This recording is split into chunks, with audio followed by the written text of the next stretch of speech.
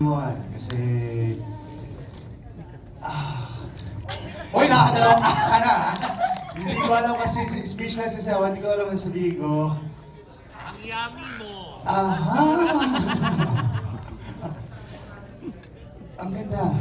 Ang ganda. Pero kung ano yung napanood nyo, ano pa lang yan, naka-fast cut yun. So, kapag napanood natin yun sa Prime, mas kumpleto, mas ramdam natin yung bawat eksena. Okay. Kung mapapansin nyo, medyo mabilis lahat yung putol. Pero we like it. I like the pacing. Perfect na Talaga? perfect. Yes! So, walang hingahan. Oo nga eh. Yun ang gusto natin. Yun ang mapapanood nyo sa Prime, di ba? Nagsimula kami ni Ivana nakaupo, yung ending nakaganon na kami sa I'm sure, Ivana, what do you wanna say? Maganda. Sobrang ganda. Actually, kanina habang pinapanood ko, sabi ko, grabe, parang pelikula. First episode pa lang ng Love is Never Gone, ang dating niya ay talagang parang movie, parang kang nanood. Ganon siya kapuno. It's full of action. Ang daming mapapanood. Para siyang, di ba?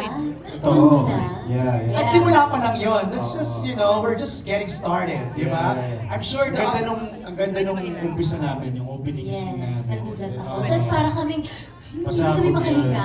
Tapos yung ihi ko, pinigilan ko from start to end. Kasi hindi ayoko umalis. Ivana, nung patapos na yung pinanood namin, hindi na kami nakahinga, ha? Ayun na nga. Same! Grabe! Okay. Nakita niyo yung bibig niya, di ba? Ha? Yun ang sinasabi ko. Ano ba yung bibig niya? Hindi mo na ma-elaborate. Yes. Makikita niyo na lang sa Love is Never Gone. Yun na. Kaya download the app now. If you still don't have the Prime Video app, go ahead. Because like I said kanina, Love is Never Gone will be shown exclusively at the Prime Video app. Okay. First question kay Direk Jojo and kay Ai Tamayo, our creative manager. At siguro kay Direk Manny Palo na rin. Being set in a different country, how did you and the team approach the writing and direction of the series? Is there going to be something that the audience will experience for the first time? So let's kind of divide the question, no? Siguro kay Direk Jojo and Direk Manny, paano yung naging approach nyo in the direction of the series? Dati ang may mga serye tayo sa ABS na napapanood sa Africa, dubbed in their local dialect, no? Pero ito ngayon, filmed siya actually in Africa, or more specifically in Morocco. And then, nung ginagawa yung kwento, ang ano sa amin it has to be full of action also. So, syempre, when I direct any project, any series, I consider first and foremost the narrative. Second, all the other elements like location and all the elements within that location, kung paano ko gagamitin yan, and the actors, of course, no. Tapos, namin, sana may maipakita tayong bago. Like napansin naman siguro, the camera movement is not static. Mas filmic ang approach because it's gonna be shown on Prime Video, diba? Streaming na siya, and we always firmly believe that our audience deserve nothing less. Agree. Direk Jojo? Halos sasabi naman na ni Direk MP, the camera angling is different. The action scenes plus the undeniably chemistry of Ivana and Joshua na meron talaga. Di ba? Yung titigan pa lang nandun. With the Morocco in the background. And the texture of Morocco. Diba? Ganda. Yes. Yung question pala na yon came from Patrick Villanueva of Business Mirror. So yung second part ng question ni Patrick, baka you can answer that. Is there going to be something that the audience will experience for the first time? Story-wise siguro, no? For the first time, marami. Actually, it's a combination of yung something old and new, and it's a classic. Kasi syempre kahit na shoot ito sa Morocco, sa bansang hindi pa natin napuntahan, parang it's very important na yung main character na nandun, na Pinoy ay pinanood natin, nararamdaman pa rin natin yung pagka-Pinoy niya. Right. So, OFWs, di ba, marami. So, parang we resonate with Teo's character, di ba? We understand Liana's character at yung mga Pinoy na nandun. Ay, Ano ba nauna? Cast o kwento? kwento. Kwento. Direct Manny, you mentioned that kanina, di ba? Yeah. You offered it to Joshua and Ivana. Immediately they said yes. Easy yes, Joshua? Easy yes? Yes, ano mo direct man yan? Pagka nagnawa ko, pasapakin na. Joke lang, joke lang. Lahat ng ginawa ko sa lahat ng ginawa ni Joshua sa Dreamscape, ako yung director. Siya pwede tumanggi. Oo, yeah. That's why, Ivana, it was an easy yes for you, for sure. Yes, nung Oo. sinabi pa lang Joshua, yes. Sinabi, so, nung sinabi yung kwento na it's action, love, sabi ko yes, tapos isushoot daw sa abroad. Ay, bongga, first time ko kasi yun eh. Tapos sinabi Direk Manny, ay, natakot ako. Tsaka ang ganda ng character mo.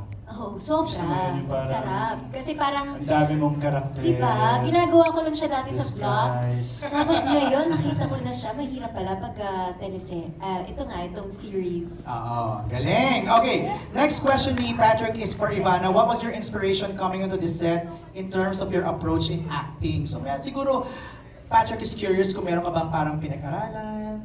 Ako ba yan? Sa No, akin ba si yan? Ivana. Okay. Kung meron ka daw pinag-aralan, like ano ba yung naging preparation mo? Tama Ay, ba? Are you May- interpreting what I Yes, said? yes. Okay, Ganun. kailangan pala ng Hindi talaga, interpreter. ganyan Okay. siya ka Jenny Rose. Okay. Ganyan. Hindi, first scene ko kasi French. Hindi ako marunong mag-French, hindi nga ako marunong mag-Arabic kasi nag-aral kami sa British school. French, tapos si Direk Manny, syempre natatakot ako kay Direk. Inaaral ko sa hotel, mga 3 araw. Je m'appelle, Ivana. Ganyan. Ganyan. So, inaral ko talaga kasi ayoko talagang mapagalitan on my first day. Tama. Yes. You have to deliver, di ba? It's very hard kasi iba-ibang character ang kailangan ko ipakita. So, multilingual ka dito. Oo. Nag-French ka. Taga-Arabic, Spanish, English, everything. Wow! Iba din naman. Japanese. May Japanese din? Yes. Lahat talaga, multilingual. Thank you, Ivana. The next set of questions galing naman kay Shelly Grace, ang ating TikTok content creator, to Joshua and Jane coming from your PBB days. Actually, nag-surface yung clips na nakikita ko online, ha? Where many rooted for you, for your pairing. How was it collaborating again? And what personal or professional growth have you noticed in one another? Naks. Hindi, ano ba? This isn't the first time naman nagka-work kami after PBB, pero it's been a while. First time in a long time. Ito yung first na mahaba natin. Yes, yes. Kasi dun sa nakaraan yung sa movie, medyo bitin ako eh. Nabitin ako. Nakadalawang araw lang ako doon. Hindi, meron na tayong una. Na saan ka na kailangan kita. Oh, sige na. After After that. ng mahabang panahon, nagkaroon tayo ng Yes. sariling buhay. Ito ulit yung parang... So maraming salamat sa pagpapaunlak. Uy, wala kayo sa PBB house. Pero sarap na kwentuhan niya. Nakikinig lang kami. Go ahead. But me, masaya ako na si Jane ay kasama ko dito. Alam mo yun, kasi nakakatuwa din na ma-reunite ka dun sa mga dating ka-housemate mo, di ba, sa BBB. And then, sobrang comfortable na sa isa't isa. I don't know why. Bakit nga ba? Kasi, marami nang pinagdaanan. Parang si Lara Jean at si So, yeah. Teo. Marami na silang pinagdaanan. So, parang masasabi ko, perfect din yung character natin. Oo. Yeah. From that PBB tandem to another PBB tandem. Let's go to Jay. Naman! Yes! Jay Woo! and Fiang. Atake! Atake. Ang question ni Chedi is, how does Galing mo dun. how does it feel to step into a major series and share the screen with highly acclaimed performers? Can you talk about what you've learned from working with these actors? And hindi ako kasi, kami, honestly, ni Fiang, una pa lang, ang nasa mata na namin is yung mga knowledge na ma-adapt namin. Working with these veteran actors, kahit sila Direk Manny, sila Direk Jojo.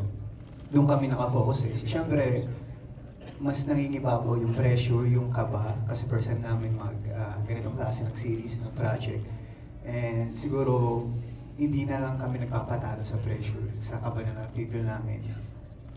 Siguro mas nakafocus kami sa maa-adapt namin sa project na to, sa matututunan Matututunan namin nyo, after tama. ng gawin tong project na to. Agree. At ikaw, ano masasabi mo? Ganda! Ganda, no? Ako... of course, ito yung first series with JM din and kasama yung mga veteran actors, actresses. Grabe. Tsaka nung time na nag-storycon pa lang kami, grabe na yung kaba namin dalawa. Kasi nga first, hanggang ngayon na patapos na yung series na to, sobrang grabe pa din yung kaba namin. Kasi, syempre kailangan namin aralin kung ano yung roles namin. Tama? And then, of course, yung mga co-actors naman namin, sobrang generous nila. And pagka kunwari nahihirapan ka din talaga sa eksena mo, pagka nadidrain ka na, very generous lahat ng mga kasama namin dito. Oo, parang dapat parang sponge ka lang dyan. Absorb ka lang ng absorb. Yes! Because Fian JM, you're working with Dina Bonnevie, Yes! Michael Damesa, Hi, Mom! Hi, Elby guys! Quizon, and Aramina. Grabe. Let's hear from them. Kuya Mike.